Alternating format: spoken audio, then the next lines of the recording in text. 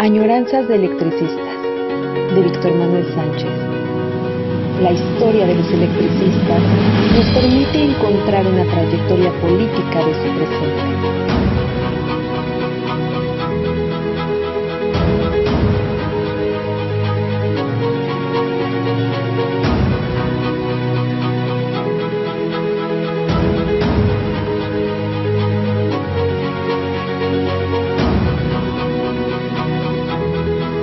Comenzamos.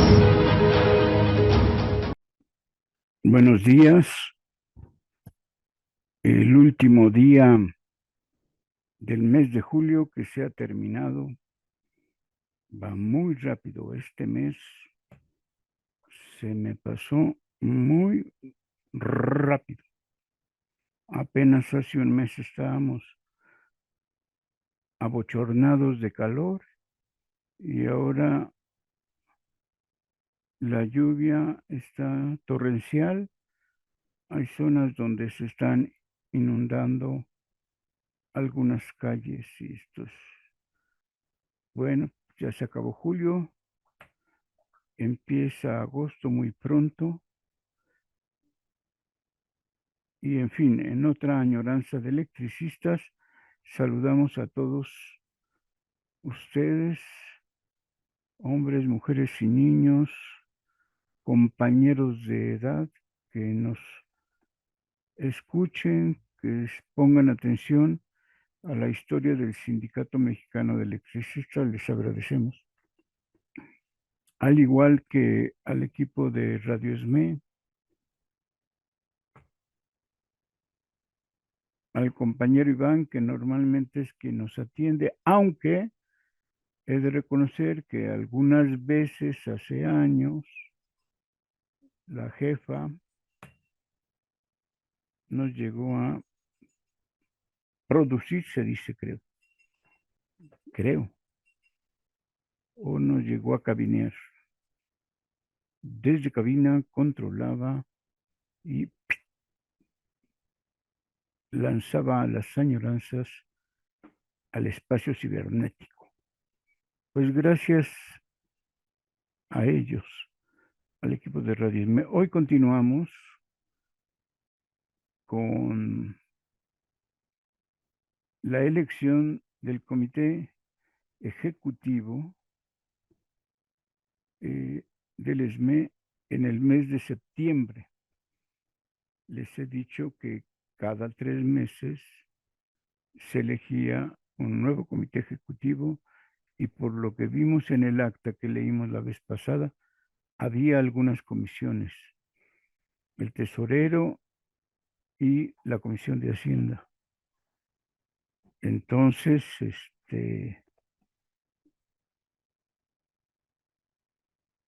hay la comisión auxiliar y la comisión mixta, que por lo que se logra entrever en el asunto, resuelven problemas entre la empresa y el sindicato, problemas de trabajadores, ausencias, castigos, incumplimiento del pago.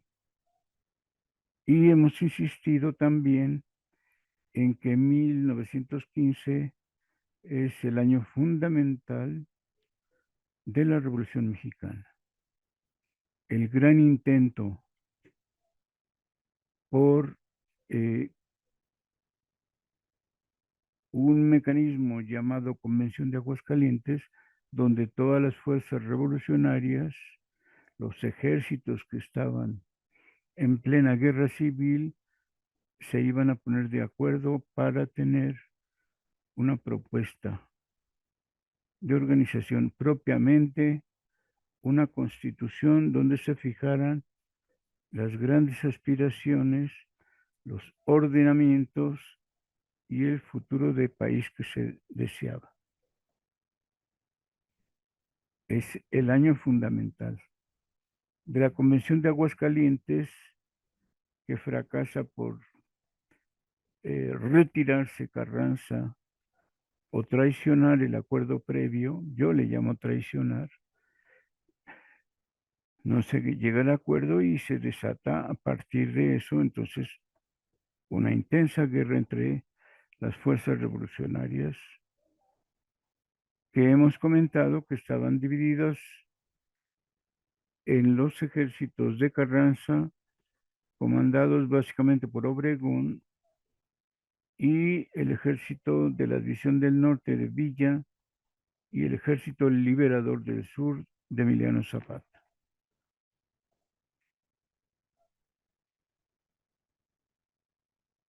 Obregón había logrado una alianza, un pacto propiamente, donde la Casa del Obrero Mundial va a hacerse carrancista y va a cumplir los objetivos sociopolíticos del ejército eh, carrancista. Es pues ese pacto que logra que la que se supone la organización más grande de la capital de trabajadores se une a Carranza para cumplir su programa.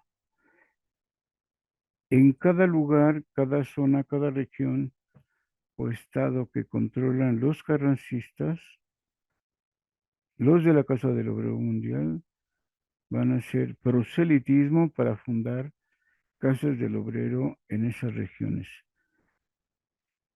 que hasta ahí no hubiese llamado nuestra atención, excepto porque dejan de ser anarquistas al apoyar una fuerza política. Nos parece muy criticable que hayan creado batallones rojos para militarmente oponerse, luchar, pelear con las fuerzas de Villa y de Zapata. Ese punto es además definitorio. Desde febrero de,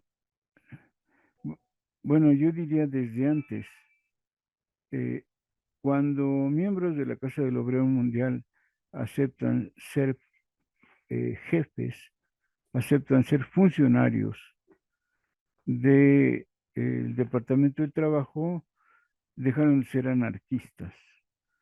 Con dos, tres personas importantes de la Casa del Obrero Mundial que aceptaron ser funcionarios del Departamento del Trabajo, aunque en la idea era trabajar en beneficio, en apoyo de los conflictos con trabajadores y sus empresas, lo cierto es que el anarquismo, su principio fundamental era no participar en gobierno o partido político alguno, no participar. Desde aquel momento, entonces, los de la Casa del Obrero Mundial propiamente dejaron de ser anarquistas. Confirman, confirman esa propuesta que los deja sin anarquismo el pacto de la Casa del Obrero Mundial con Obregón, a través del doctorato. En ese momento, si ya empezaba a ser el famoso pintor, en realidad era un intelectual, era un artista todavía sin la fama tan grande que llegó a tener. El doctorato es el intermediario para la firma del Pacto de la Casa del Obrero Mundial.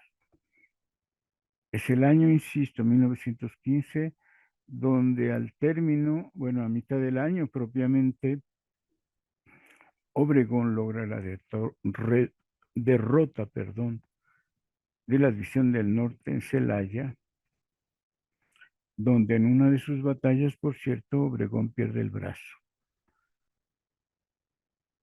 Es el año donde también las fuerzas de Zapata se van a concentrar solo en Morelos o sus alrededores, quedándose circunscritos a esa región, mientras las fuerzas de Carranza o propiamente el ejército de Álvaro Obregón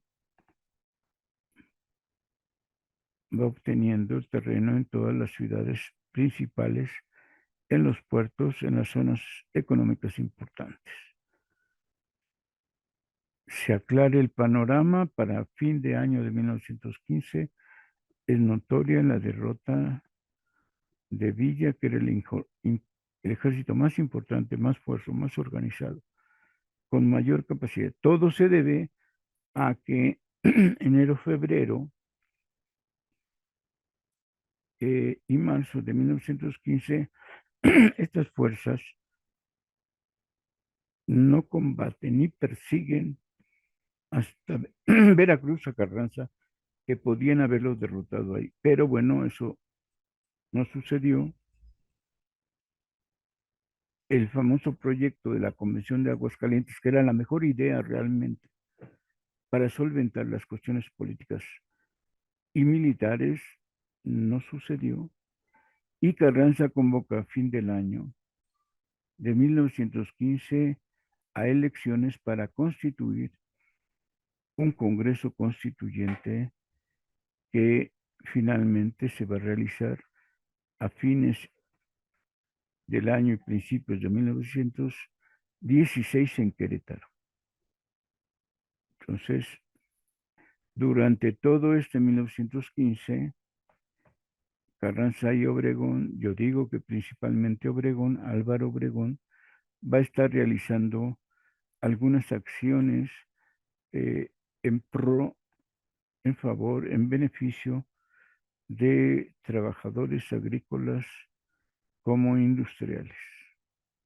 Algo que no tenía contemplado el proyecto de Carranza, pero que se fue convenciendo en este año de la mejor manera de derrotar a Villa y Zapata era no solo por las armas, sino ejecutando acciones sobre los objetivos, sobre las banderas que ambos ejércitos tenían.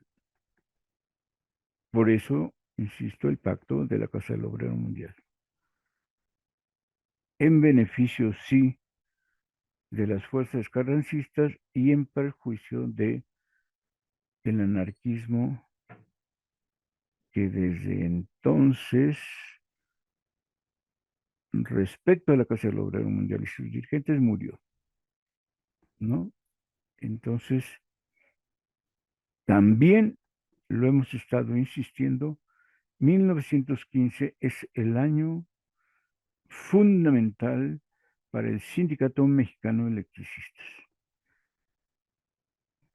Logra memoriales, convenios, yo le llamaría convenios colectivos, con las tres empresas, sobre salarios, sobre jornada, sobre jornales eh, fundamentales, eh, por ejemplo, manteniendo salarios mínimos en las tres empresas, logrando estabilidad en el trabajo para telefonistas, telegrafistas de una y otra empresa y, por supuesto, en la compañía de luz con sus cuatro divisiones que en ese tiempo formaban al ESME: Necaxa, Pachuca, Juandó y El Oro.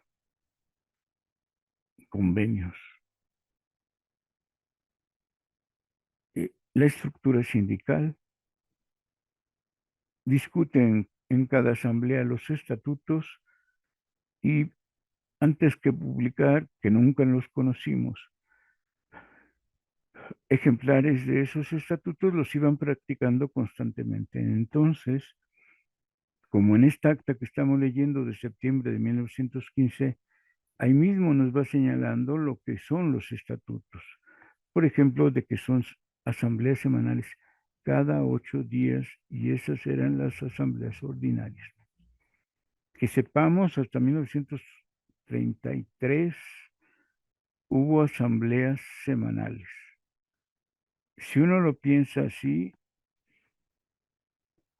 obviamente es un sindicato en construcción, obviamente está creciendo, se está formando. No todos los trabajadores, ni telegrafistas, ni de teléfonos, ni de la Mexican Lion Power Company, se afilan en su totalidad al sindicato, pero poco a poco se va avanzando. Poco a poco se va conociendo los traidores, los esquiroles, y se van delineando políticas al respecto. Poco a poco se van creando comisiones, brigadas, para fortalecer la ideología, la conciencia de los sindicalistas. El último mes de 1915, respecto a esto, publican el periódico Rojo y Negro, en aras de difundir, dar a conocer y poner en lectura de todos las propuestas en ese periódico, en ese pequeño tabloide. Revisar entonces 1915 de manera general, vemos y comprendemos lo que pasa con la revolución o la guerra civil en México, y revisando las acciones sindicales en periódicos o por lo menos en las actas del libro de correspondiente del ESME, que eso es lo maravilloso. Tienen un libro de actas donde están todas sus actas de asambleas de cada 8 días durante todo el año de 1915, y las guardaron por más de 80 y 100 años. Que yo sepa, es el único sindicato, quizá por eso el más antiguo de México, que tiene esos archivos, esas actas de asambleas. Porque he de decir una cosa, han tenido otros archivos que en las últimas décadas, desde los últimos 10 años del siglo pasado y todo el presente, eh, se fue desvaneciendo los archivos como la biblioteca. Entonces, el contrato es tener los libros de actas de asambleas desde 1914, perdón, a la fecha, y archivos que desconocemos su paradero. Ojalá, espero que sí, todos los documentos de esta etapa de la extinción a la fecha de lucha y resistencia tengan una colección en cada una de las secretarías correspondientes respecto al conflicto y la resistencia. Lo que se tendrá que preparar de alguna manera como sus archivos históricos. Sacar una copia es necesario para que dicha copia de todos los documentos, convenios, desplegados, reuniones secretas o no, se tengan disponibles en la biblioteca. De tal manera que podamos, los sociólogos, politólogos, historiadores o los propios interesados del ESME, reconstruir la historia de la resistencia de los últimos 16 años, porque es necesario.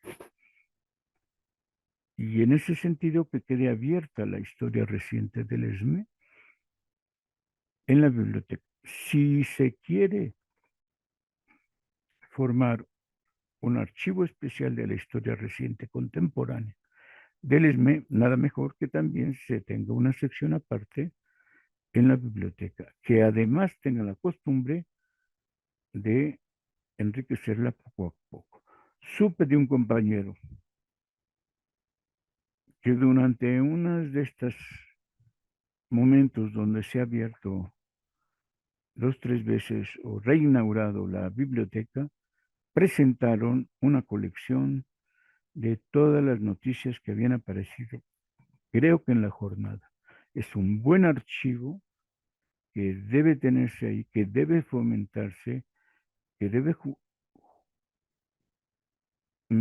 construirse de tal manera que, teniendo por un lado los documentos principales de la resistencia y sus logros, tener al lado las noticias separadas, especiales sobre todo lo que sucede, por lo menos en un periódico, en la prensa mexicana.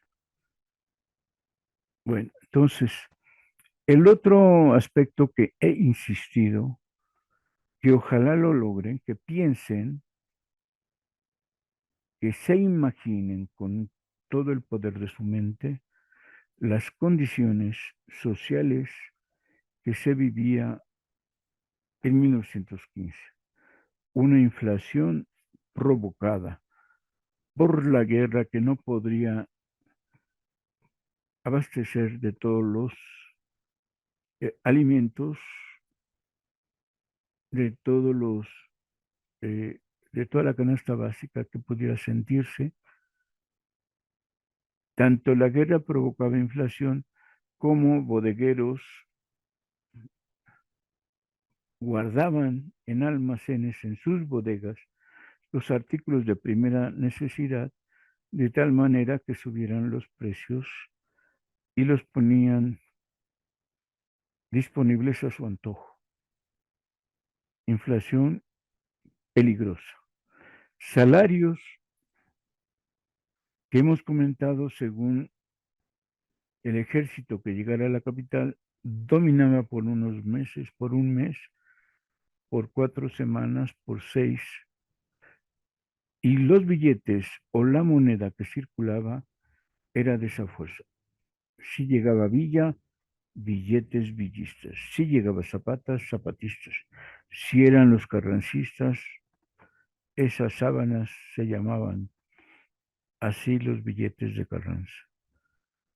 Los patrones y los comerciantes aprovechaban también para especular. 1915, una epidemia, una pandemia de tifo que afectó a la salud e incluso provocó la muerte de la mayoría de los trabajadores del pueblo trabajador de la capital. Ese es el ambiente. No hay una forma de traslado generalizado. La mayoría de las personas lo hace caminando, si acaso usan el tranvía eléctrico, que era uno de los transportes colectivos que podían usarse exclusivamente todavía no llegaba el automóvil y los camiones a la capital. El tranvía de inicios de siglo era de mulitas, le llamaban. Un carro movible jalado por mulitas. Cuando se empiezan a cambiar esos carros de tranvías por electricidad, entonces la movilidad fue más rápida, suponemos que más cómoda, y llegaron más carros de tranvías. Los tranvías eléctricos también se convirtieron en medios de transporte de eh, materiales, de mercancías, de materiales de construcción e incluso algunos, dos, tres, no sé cuántos carros, máximo, 4 seguramente, se contrataban como carros funerarios. Seguramente eran pocos porque ¿quién podría pagar una carroza funeraria de ese tipo? Los servicios funerarios seguramente para los ricos. Y entonces va. Entonces, transporte de mercancías y materiales, es decir, tranvías de carga, transporte de pasajeros y servicios funerarios de excelencia para llevar a los familiares con el ataúd hasta los panteones, porque curiosamente todos los panteones que había en la Ciudad de México los recorría el tranvía eléctrico. Por eso seguramente para la gente adinerada se privilegió ese tipo de servicios y fueron famosos. Si encuentro una fotografía, voy a tratar de buscarla. En alguna ocasión vi unos, y es más, creo que lo vi alguna vez en el periódico El Cerclio. Voy a teclear, porque ahora Google nos permite eso. Voy a poner servicios funerarios en tranvías eléctricos y seguramente vamos a tener esa posibilidad para que vean ustedes esas carruajes, perdón, fúnebres. Esa es la condición. Me gustaría que todo el mundo pensara que, por ejemplo, el centro de la capital era solo el primer cuadro. La Alameda, después de la Alameda, ya era otro asunto. Tacubaya estaba muy lejos del centro. Coyoacán, ni se diga. Tlalpan o Xochimilco propiamente era provincia. Las casas de los más ricos del centro de la capital para veranear y descansar estaban en San Ángel o Tlalpan, lejos, muy lejos. Y es una ciudad completamente diferente. Las reuniones del ESME, por eso hay que pensarlas muy bien, cada 8 días, después de salir de su jornada de trabajo, de cumplir con su trabajo, acudir al Salón Star, que durante 1915 se convirtió el propiamente, digamos, el edificio sindical del ESME, donde estaban sus oficinas, sus archivos y además donde se realizaban cada 8 días sus asambleas. A partir de las 8 de la noche y no se sabía cuándo terminaban. Este es el año de 1915. Ojalá todo el mundo pudiéramos imaginar esas condiciones. Jornadas de trabajo de 10 horas que propiamente estaban trabajando casi todo el día. Al terminar la jornada de trabajo, se podían ir a su asamblea. Ese es el punto. Es decir, jornadas y trabajo extenuante, cansado, y aún así, justo así, en esa condición, telefonistas, hombres, mujeres, telegrafistas, creo que mayoría de hombres, y electricistas, también la mayoría hombres, y solo en labores administrativas había compañeras. Después de su labor,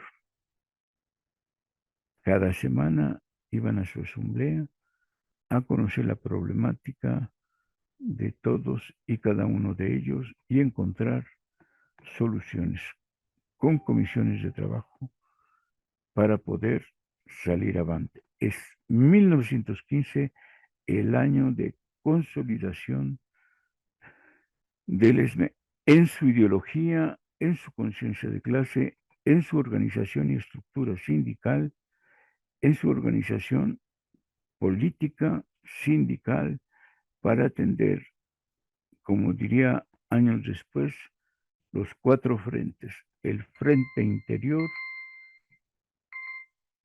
el frente de relaciones intersindicales, el frente con la empresa y las relaciones con el gobierno, o en este caso, las fuerzas que llegaran a la capital. Es decir, 1915, nadie tiene el poder, nadie es el Estado, no hay todavía gobierno definido. 1915 va a definir quiénes asumen el poder político y el ESME va a ser capaz de lidiar con la inexistencia del gobierno o de relacionarse adecuadamente con los distintos gobiernos que llegaran según la fuerza militar que se establecía en la capital. Eso era muy importante y fue muy importante para lograr la consolidación del ESME en 1915. Pues bien, nos quedamos Hoy nos quedamos con el momento que empieza la lectura del acta justamente de las elecciones. Habíamos dicho que aún siendo ya la asamblea para elegir al comité ejecutivo, de todos modos, hubo una asamblea ordinaria normal dentro del uno de los puntos de la orden del día era justamente elegir. Entonces, la orden del día se desarrolla como cualquier orden del día, ¿no? Nos enteramos que el secretario de Interior es quien elabora las actas en el libro, era un libro, eso téngalo presente.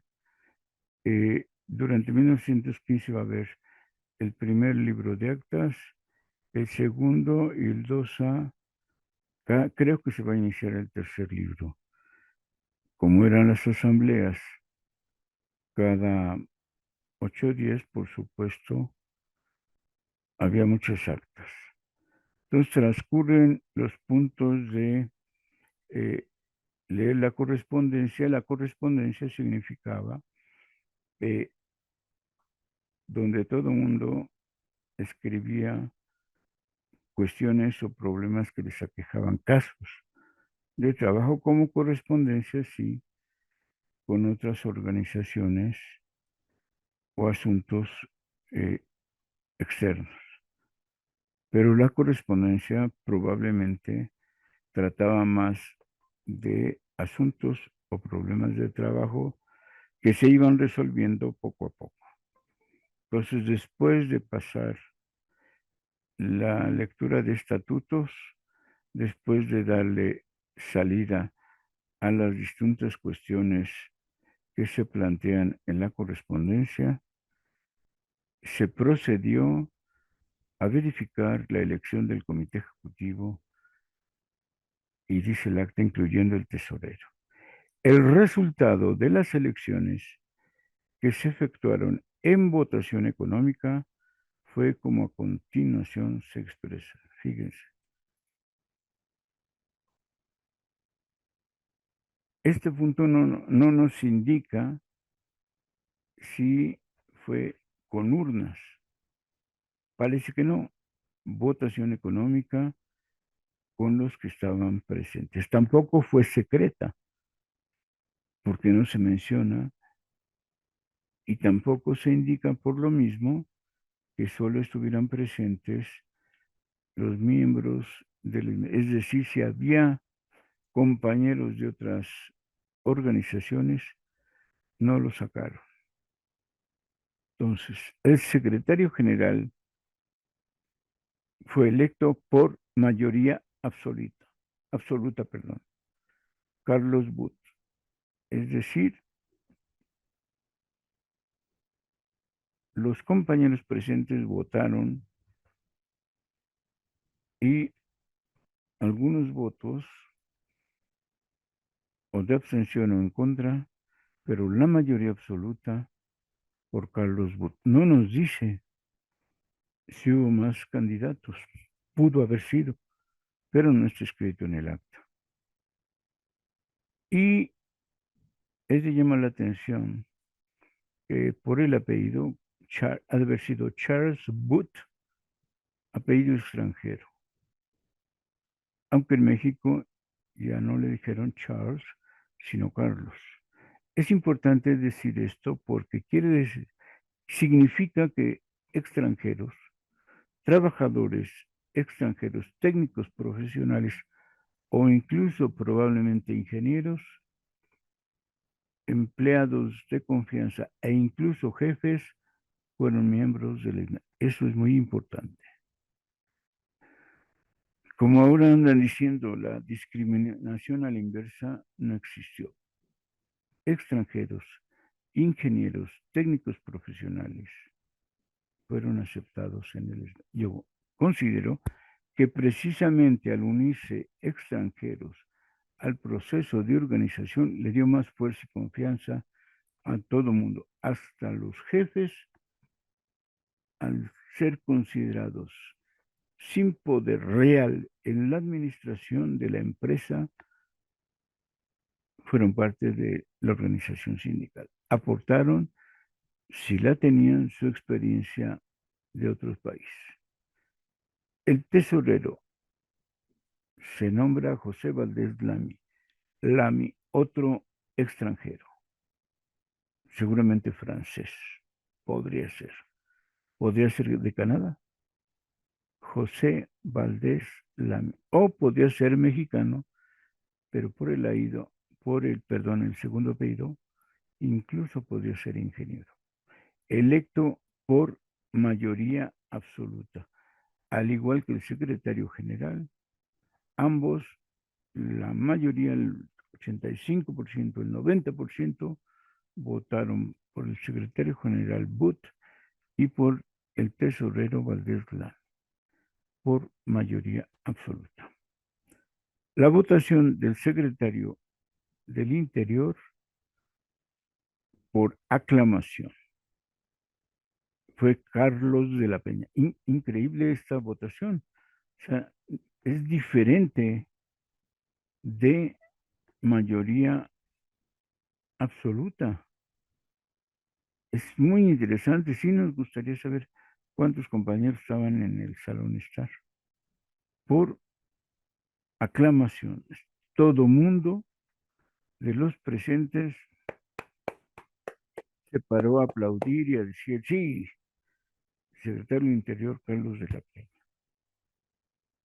Entonces hay mayoría absoluta, el secretario general, y miren cuánto querían a Carlos de la Peña, que fue por aclamación. Secretario del Exterior, Luis Rosas, por mayoría relativa. Aquí podríamos suponer que es el 50% más uno, ganó. Y seguramente ha de haber habido otros compañeros donde la votación se distribuyó entre varios y el que tuvo la mayoría relativa fue el compañero Ross. Hasta ahorita es uno de los nombres que no habíamos escuchado en algún momento. Es septiembre septiembre de 1915. El siguiente nombramiento fue el secretario auxiliar, Salustio Hernández, por mayoría relativa fue su nombramiento, al igual que el anterior compañero, secretario del Exterior, ahora Salustio Hernández, por mayoría relativa. Malo que en la redacción del acta no nos aparezca estas diferenciaciones. Tenemos que suponer que fue así, que hubo mayorías donde hubo 2 o 3 candidatos más y ganaron estos que estamos mencionando. La Secretaría Auxiliar suponemos que es un nombramiento que apoya al secretario general. Es probable que ya tuviera definidas algunas cosas para ser efectuadas en su carácter de Secretaría Auxiliar. O también podría ser aquellos asuntos que el secretario general le designe particularmente. Estos son todos los cargos que hubo. Y el siguiente renglón indica, tomaron la votación los compañeros José Rosales de la Vega y Manuel Leduc. Entre dos llevaron el escrutinio de los votos que tal y como está redactado hemos supuesto que fue votación en el salón de actas y seguramente a mano alzada, donde estos escrutadores, Rosales de la Vega y Leduc hicieron el conteo indispensable para salir electos estos compañeros. Enseguida, dice el acta, miren, esto está interesante. Enseguida tuvieron lugar repetidas expresiones de aprobación. La asamblea le gustó, alabó, dirigió palabras, aplausos para la gestión del comité saliente y con especialidad para el compañero secretario general que recibió muchas aclamaciones de simpatía. Este secretario general solicita en ese momento una nota, una carta por escrito que se mencionen los méritos de su gestión como secretario general. Y la asamblea acordó que por cada departamento le sea dirigida una carta, dice una nota de referencia.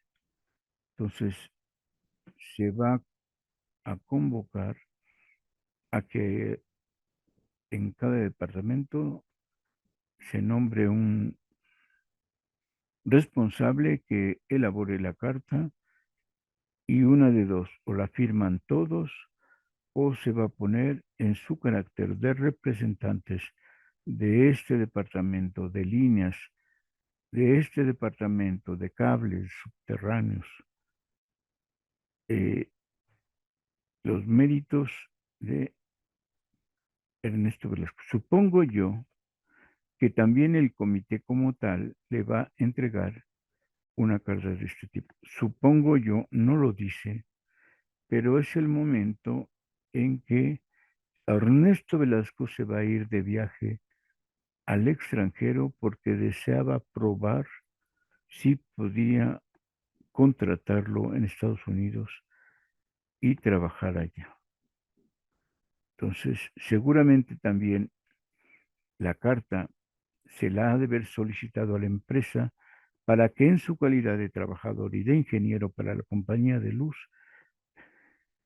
le entregaran una carta y se pudiera con ellas mover y solicitar trabajo en Estados Unidos.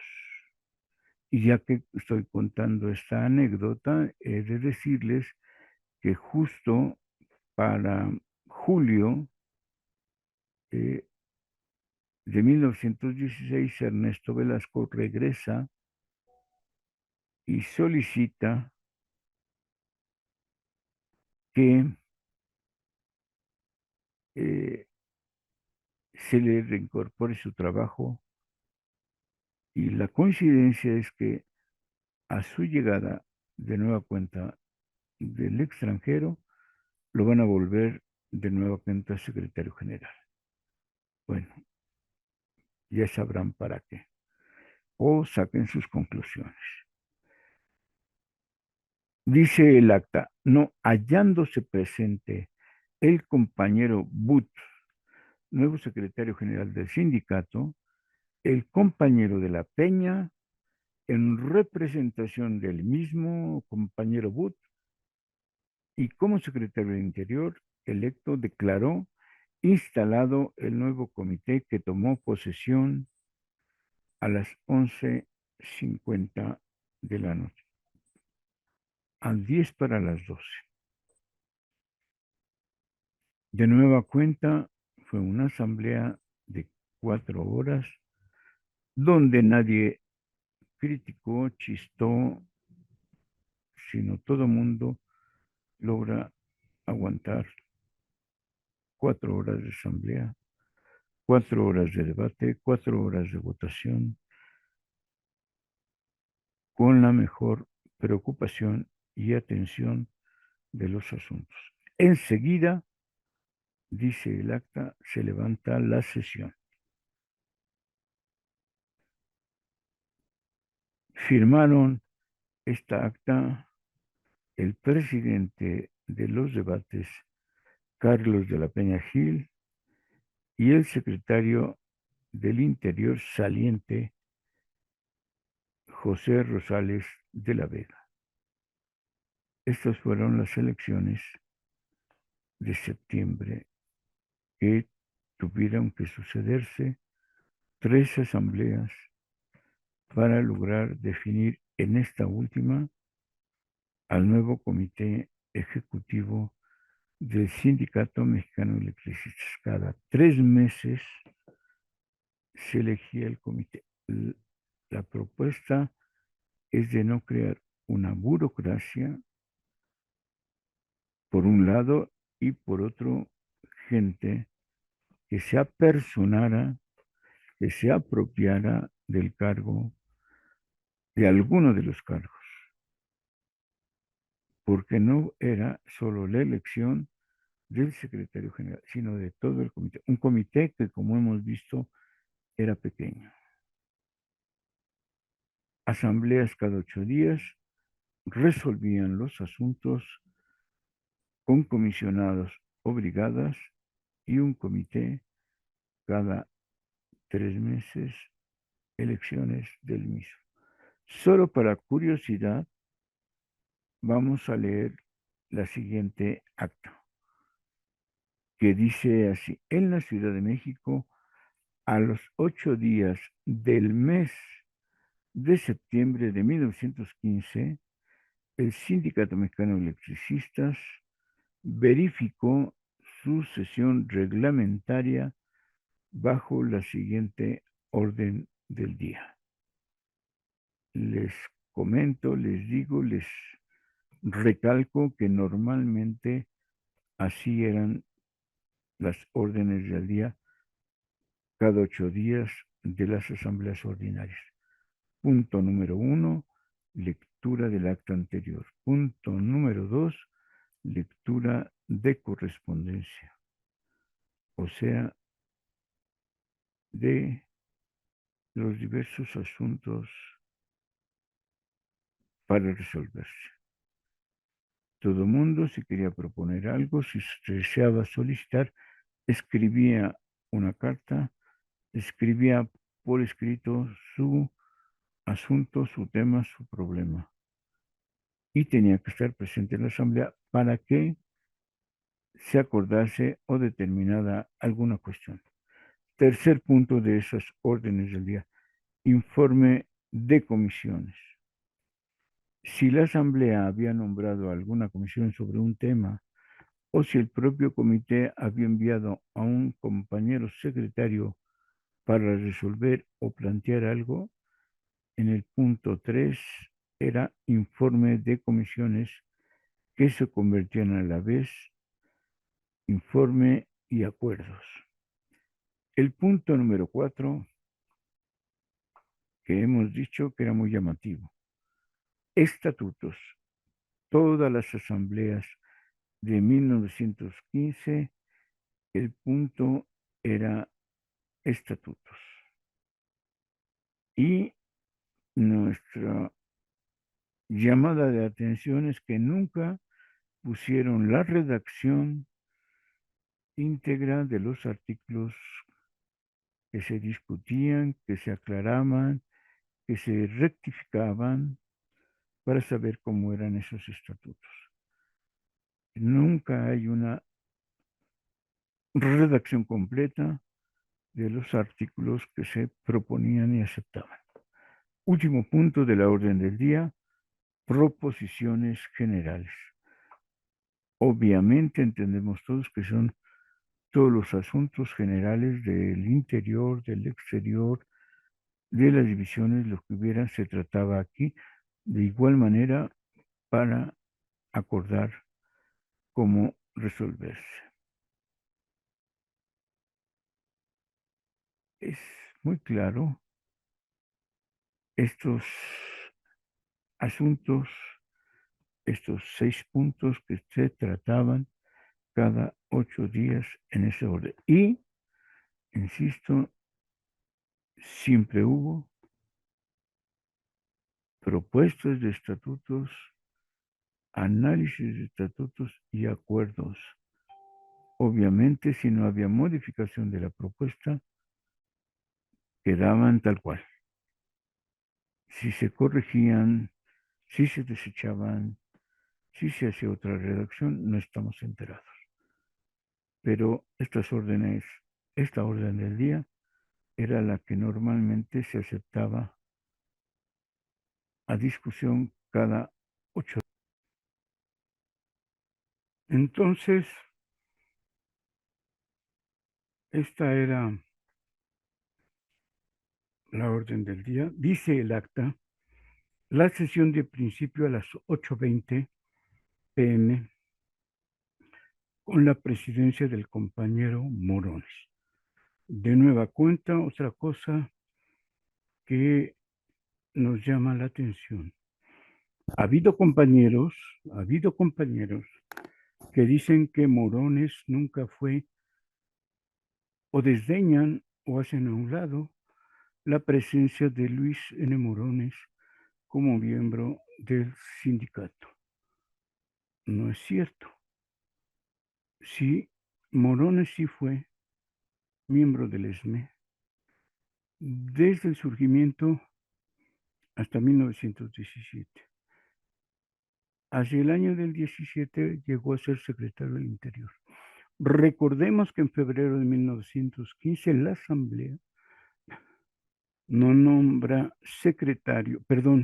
gerente general de la Compañía Telefónica y Telegráfica Mexicana, porque incautaron la empresa para evitar que continuara la huelga, lo nombran gerente mientras continúan las pláticas ahora con el nuevo gerente. Obviamente, las pláticas fluyeron de manera diferente que con la gerencia extranjera. Propiamente se acabó la huelga y se fueron acomodando y discutiendo las cosas en la asamblea porque el nuevo gerente era un compañero electricista. Si quieren, telefonista. El punto es que Morones, todo 1915 y hasta 1917 fue miembro del ESME. Fue además, insisto, gerente general de la Compañía Telefónica y Telegráfica Mexicana. Tuvo a sus órdenes el área de telégrafos y el área de telefonistas. Hasta 1917, que parece ser que en ese año también entregó a sus dueños, a sus propietarios originales, la empresa. Entonces, Morones era un buen sindicalista y por lo que se nota hasta fue un buen gerente administrativo de la Compañía Telefónica y Telegráfica. Una buena persona, un militante excelente. Hubo ocasiones en que se llegaba por parte de otras organizaciones para que Morones fuera delegado en sus mítines, en sus asambleas, sobre todo para que diera discursos. Era un excelente orador, animaba, fortalecía, tenía perspectiva obrera. Por eso se le buscaba. Era muy interesante, me hubiese gustado conocer, pero ya que lo buscan tanto, ya que lo nombran, es decir, para que una asamblea en discusión reconociera o nombrara como gerente general a nombre del ESME de la Telefónica, es que Morones era una persona, un militante, un obrero entrañable. Siempre fue en estos años miembro del ESME. Que años después fuese otra persona completamente diferente, eso es otro asunto. Pero Morones, como luego dicen por ahí, fue uno de los padres fundadores y hay que reconocerlo. Bien, el presidente de los debates en esta asamblea fue Luis N. Morones. El compañero Booth, o sea, Carlos Booth, rinde la propuesta respectiva como secretario general. Ya que en la asamblea que lo eligieron no estuvo, aparece en esta y toma la protesta. Obviamente no la conocemos, obviamente está en los estatutos y, como les digo, leyendo cada una de las actas de asamblea, nos vamos dando cuenta de cómo se están redactando los estatutos. Seguramente protesta hacer cumplir los estatutos, defender los convenios que han obtenido como sindicato en las tres empresas y rendirle cuentas. Si no rinde cuentas de manera efectiva, se sustituye, seguramente. Se da lectura a tres actas de las sesiones anteriores. Acordemos que el secretario del Interior la vez pasada no había terminado de redactar las actas. Estas tres actas de las sesiones anteriores fueron aprobadas. La primera, mediante una modificación del compañero Arceo, de que haga constar en el convenio con el señor Fulton relativo al aumento transitorio de sueldos de los jornales de 3 pesos a menos de 5 pesos. La segunda acta, aprobada sin discusión, y la última, después de una modificación del compañero Pérez, quien pide se haga constar las protestas reglamentarias que hicieron los compañeros electos de La Peña, Rosas y Valdés Lamy. Es decir, todo mundo rindió protesta según los estatutos aprobados hasta el momento, que no conocemos. El siguiente asunto fue del compañero Salustio Hernández, que se presenta a ocupar el puesto que se le ha confiado en el comité después de la protesta respectiva. También tomó protesta. Se da lectura a tres contestaciones a los señores Isita, del Valle y Limón. Son aprobadas y se archivan.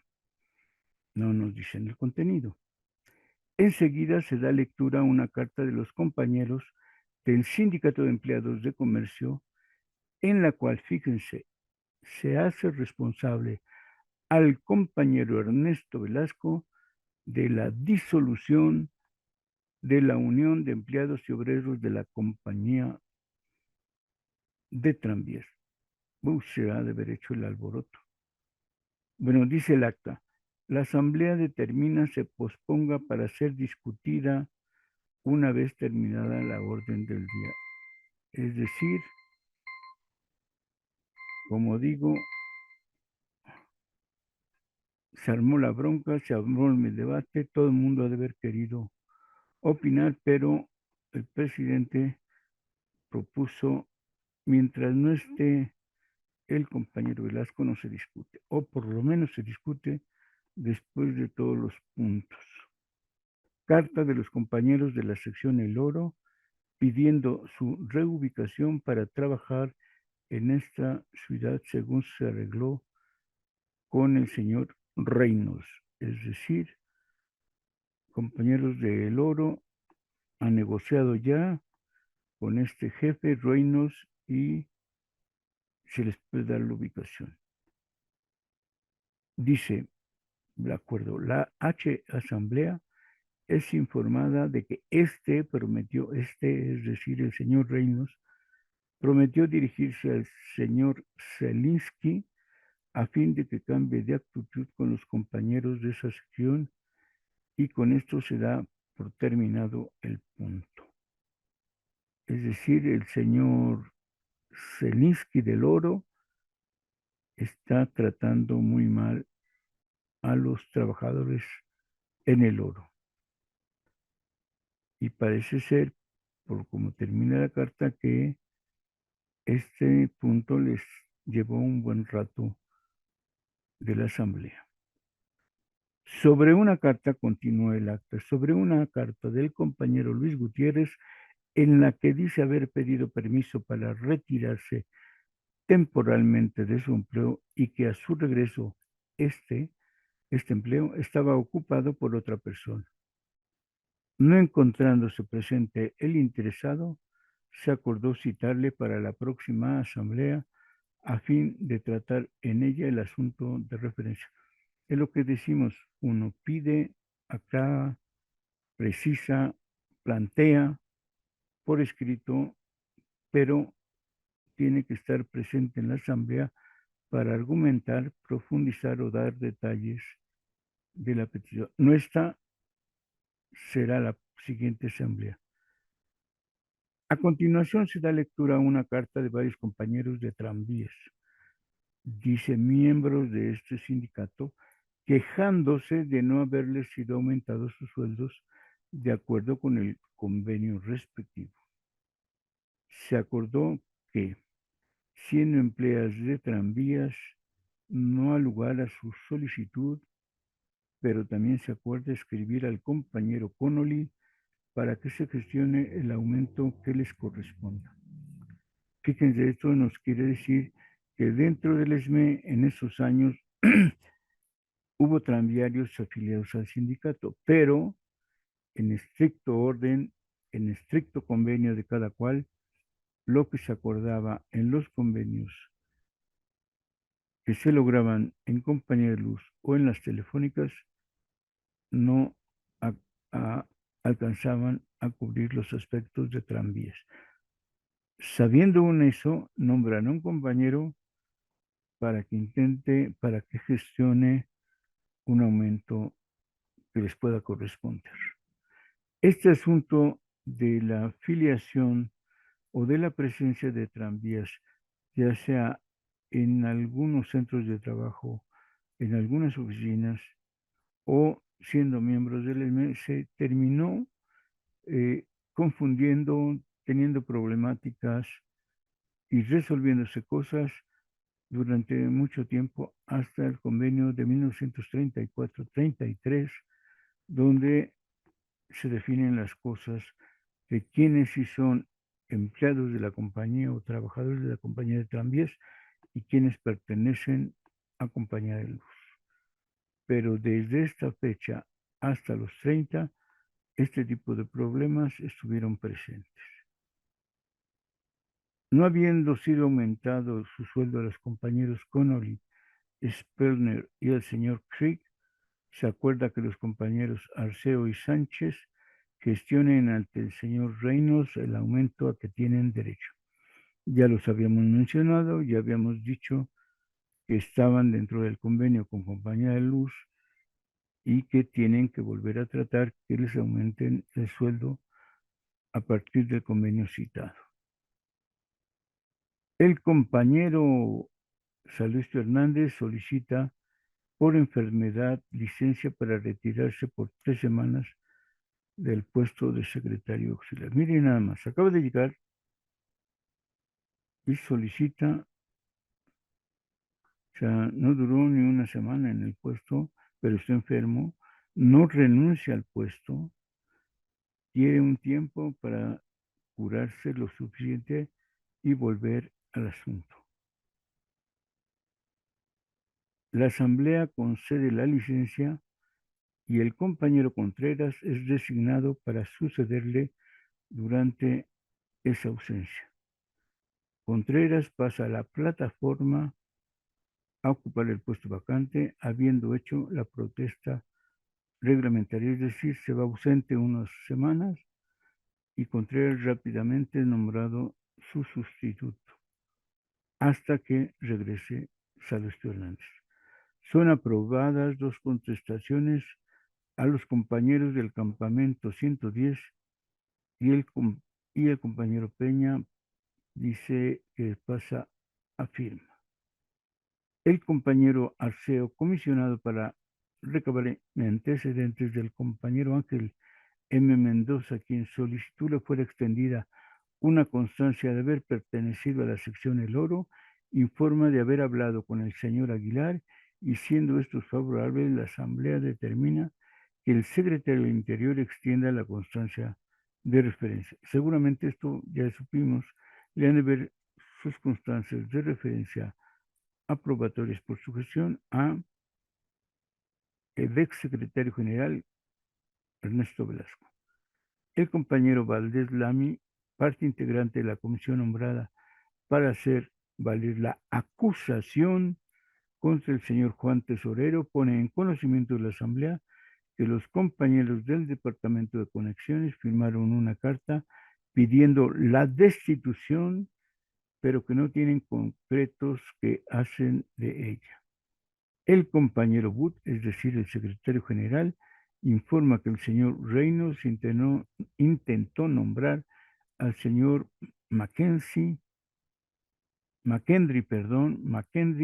jefe de la subestación de Nonualco, pero que al manifestar su inconformidad los compañeros que ahí trabajan con dicho nombramiento, el señor Reynolds decidió no nombrar persona alguna para este cargo. Es decir, hay dos asuntos de inconformidad, uno en conexiones con Juan Tesorero, donde le piden que los destituyan, y otro en Nonualco, donde también hay inconformidad con el jefe nombrado McKendry.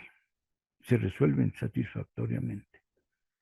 A propuesta del compañero Guzmán de cuánto se debe cobrar a los miembros de este sindicato por cuotas al mismo, se acuerda que sea el 1,5% sobre los sueldos anteriores al aumento, y que el importe de los compañeros que se hayan excedido al hacer sus cargos quede en beneficio del sindicato. No nos dicen quién es Guzmán, pero está pidiendo aclaración sobre la cuota sindical. Se aclara, se acuerda, es decir, se aclara, se discute y se procede a una nueva cuota sindical. Quien haya, según esta propuesta, dado más cuotas por ser otro el porcentaje, se les pide que acepten dejar ese exceso de cuotas al propio sindicato. Es leída nuevamente la carta del Sindicato de Empleados de Comercio, la que suscita una acalorada discusión en la que hacen uso de la palabra varios compañeros, llegándose al acuerdo de que se dé entrada a la acusación, aceptando siempre que sea presentada por escrito y con cargos debidamente justificados, y que se espere el regreso del compañero Velasco. Es decir, se acusaba a Velasco de haber disuelto la organización de los tranviarios. Termina de esta manera esta acta. No habiendo otro asunto que tratar, se cita a la asamblea para el próximo lunes y la sesión se levanta a las 12:10 a.m. El presidente, el secretario del Interior, Carlos de la Peña. Bien, compañeros, esta es el acta de asambleas donde se elige al comité ejecutivo, que yo les digo que siempre me he equivocado y le había llamado de toda la vida antes y hasta después del 33 comité central. Se acostumbra uno. Pero ha quedado claro, elecciones de un comité pequeño para hacerlo ágil, para no crear burocracia, revocando el mandato cada 3 meses, para que nadie se acostumbre al puesto, a la burocracia o al poder. Todos pueden ser en breve tiempo secretarios generales. Nos vemos, se me acabó el tiempo. Hasta la próxima asamblea. En un mes estamos aquí en otra añoranza de electricistas. Muchas gracias por su atención prestada y continuamos el próximo agosto con otra añoranza de electricistas.